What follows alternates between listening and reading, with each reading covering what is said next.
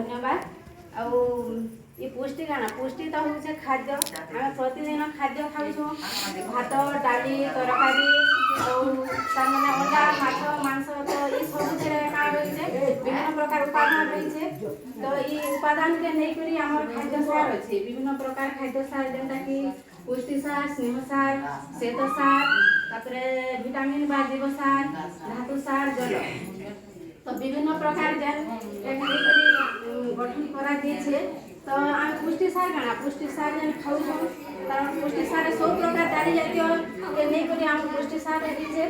और ये खाद्य खाइबा द्वारा काना आम शरीर ठीक भाव तार माने गठन हो पाइबा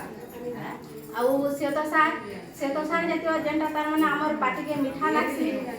भात तापरे रोटी गाजर आलू तो ये सब थे क्या रही श्वेत सार जातीय इटा क्या करसी आम जदि श्वेत सार जातीय खाद्य खावा बेले आमको बल देसी बल तार माने भात नहीं खाइले आम चली पार्मा क्या आम देह के तार माने बल देसी खाइले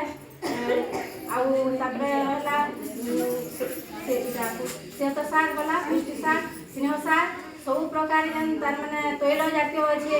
तैल जातीय खाद्य के नहीं करी स्नेह सार है तो तार बादाम नड़िया आउ विभिन्न प्रकार माछ मांस जेन बाहर से तैल जातीय सब आम खाद्य खाइमा आउ रहा धातु सार जेनटा कैल्शियम